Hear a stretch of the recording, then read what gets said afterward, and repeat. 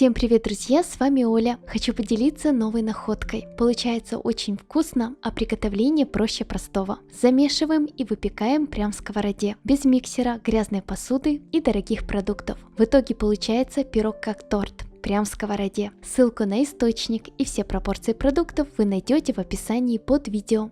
Для начала нам нужна сковорода диаметром 24-26 см. Если вы не уверены в покрытии своей сковороды и к ней может прилипнуть тесто, тогда дно застелите кругом, вырезанным из антипригарного пергамента, а бока смажьте растительным или сливочным маслом. Если у вас сковорода с хорошим тефлоновым покрытием, тогда можете прямо в сковороде замешивать тесто. Я именно так и делаю.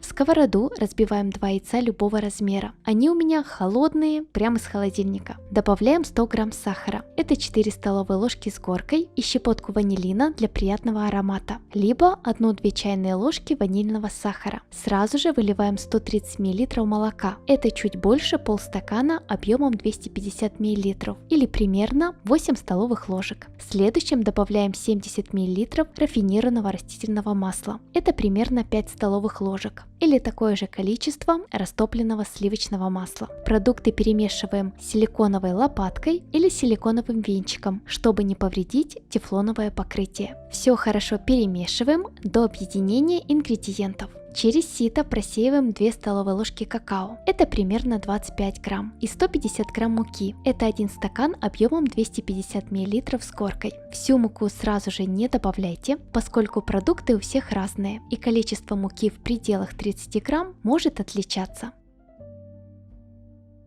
Последним добавляем 1 пакетик 10 грамм разрыхлителя. Замешиваем тесто лопаткой до гладкой консистенции без комочков. Тесто не густое, легко стекает с лопатки. Разравниваем его. Снимаем остатки теста со стенок сковороды.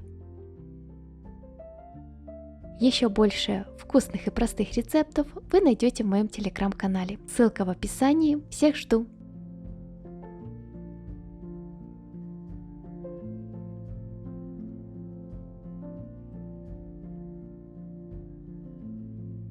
Далее включаем самый маленький нагрев на плите. Посередине ставим сковороду, чтобы пирог равномерно пропекался со всех сторон. Сверху сковороду накрываем крышкой. У меня небольшая газовая конфорка, и я включаю нагрев чуть больше, чем самый маленький. Если вы регулярно выпекаете на сковороде, то скорее всего уже приловчились, какую нужно использовать температуру, чтобы ничего не подгорало. Если впервые, тогда установите максимально маленький нагрев. Пусть будет выпекаться дольше, но зато ничего не подгорит. Во многих видео обещают, что на выпечку этого пирога уйдет 15 минут. Если у вас сковорода будет диаметром 26 или 28 сантиметров, тогда пирог получится низким и пропечется быстрее. Скорее всего, может и уйти 15-20 минут на выпечку такого пирога. На электрической плите все-таки времени обычно уходит больше. Если сковорода, как у меня, диаметром 24 сантиметра, тогда пирог получится высоким и времени уйдет больше, чем 15 минут. В процессе выпечки будет скапливаться конденсат. Несколько раз я просто вытираю его бумажным полотенцем. Спустя 15 минут выпечки у меня пирог еще сырой.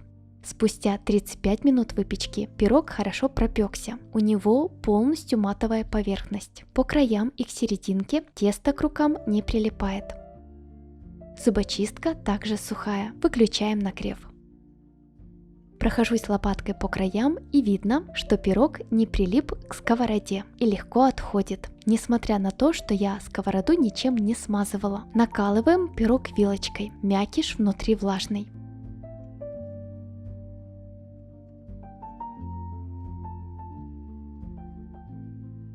Для пропитки к 100 мл горячего молока добавляем 1 столовую ложку вареной или обычной сгущенки. Перемешиваем. По желанию в пирог можно добавить сахара побольше, например 150 грамм, и залить его просто молоком. Горячий пирог заливаем молоком со сгущенкой. Сковороду накрываем крышкой. Пирог ненадолго оставляем, чтобы молоко впиталось. Тем временем приготовим глазурь. 1 плитку молочного или черного шоколада ломаем на кусочки, у меня весом 85 грамм. Растапливаем шоколад в микроволновке короткими импульсами по 20 секунд. И каждый раз хорошо перемешиваем, чтобы шоколад не перегрелся и не свернулся крупинками. Если у вас нету микроволновки, растапливайте шоколад на водяной бане. До самого конца растапливать шоколад не нужно. Осталось несколько кусочков. Ставим шоколад на стол и вымешиваем. Так глазурь получается жидкой. Шоколад не перегревается и не сворачивается крупинками. Добавляем 1 столовую ложку рафинированного растительного масла. Глазурь перемешиваем. Если не хотите добавлять растительное, тогда растапливайте шоколад со сливочным маслом. Понадобится 20 грамм. Если будете съедать весь десерт сразу, вместо масла можно добавить 2 столовые ложки молока. Поливаем глазурью пирог и разравниваем.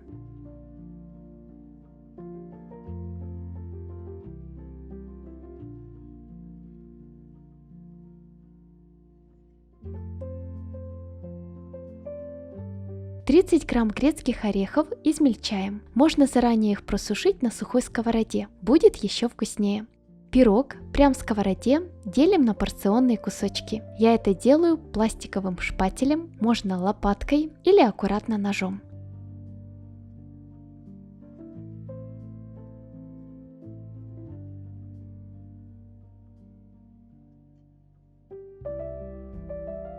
Сверху посыпаем измельченными орехами. В итоге получается вот такой аппетитный десерт в сковороде. Его называют шоколадный брауни или шоколадный пирог, кто как хочет.